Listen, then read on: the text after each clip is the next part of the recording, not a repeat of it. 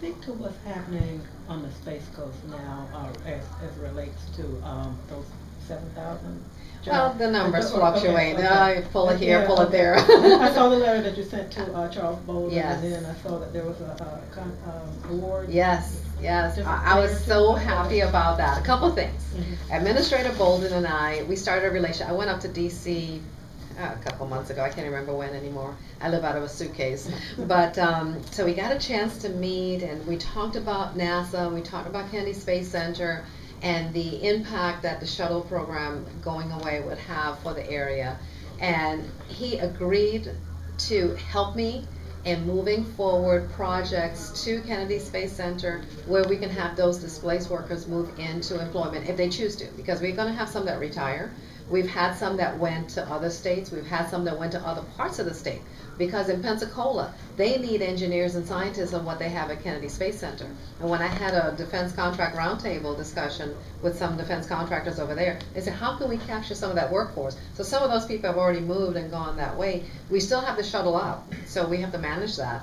And we also have the shuttle coming back. So they have to get it back. They have to get everything situated so they can properly retire it, and also get it over in display at Space Coast. So the workers still have something to do, but in the meantime, we're filling the gap with SpaceX with regards to their cargo launch that they're going to have. Secretary Bolden moved that up from next year to late this year. So that's exciting because that's more workers there. We also did, he also signed a contract to have Sierra Nevada have a manufacturing plant right there at Kennedy Space Center. They're going to be manufacturing aircraft parts and other aircraft and space equipment. Then we have Boeing Corporation is also going to be moving their commercial launch application out to Kennedy Space Center, and that's going to be announced next month.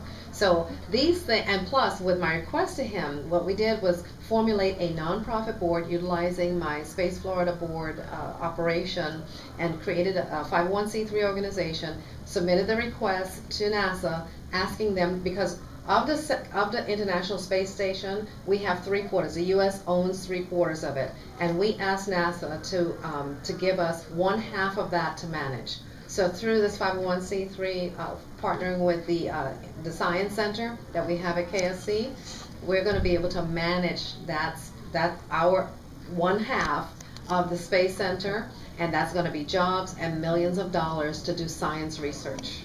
Yes.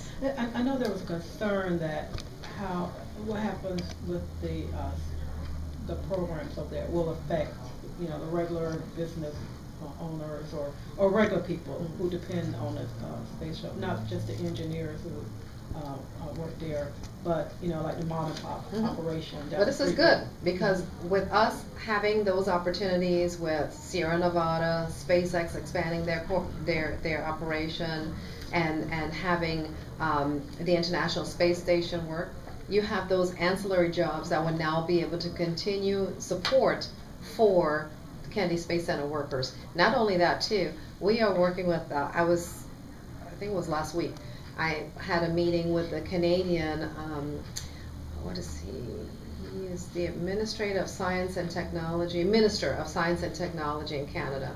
And we're looking to get Canadian companies to come here and do work with our modeling and simulation that's in Central Florida. So they're very excited about the operations in Central Florida and what they're able to do, because modeling and simulation, this is why it's so important for us to let our youngsters know how important it is for them to be involved in science, math, engineering.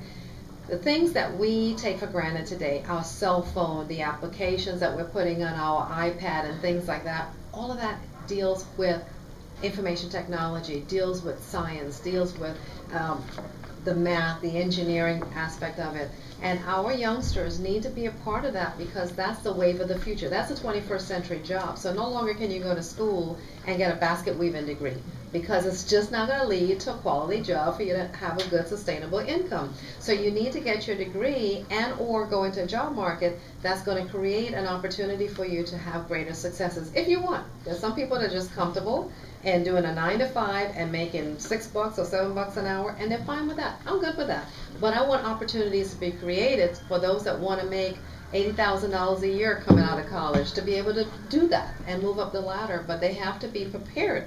There's no way that you can get into a 21st century job with high-tech knowledge that's needed and expect to get that job, because you're competing with others that either have been out of the job market or others that have already planned and prepared themselves for when they come out of school. The great thing in Central Florida with regards to the university there is that for kids that are coming out of the system, they're able to get internship and jobs right there with those IT companies or the modeling and simulation companies or the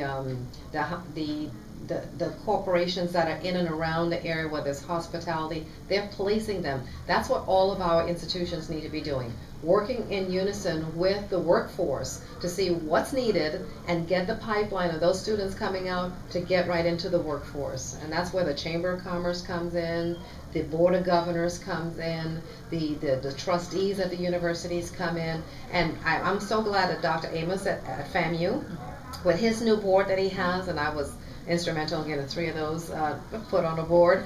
They're visionary. They're looking at what do we need to do to turn the tide so that we can get our students better prepared for the job market.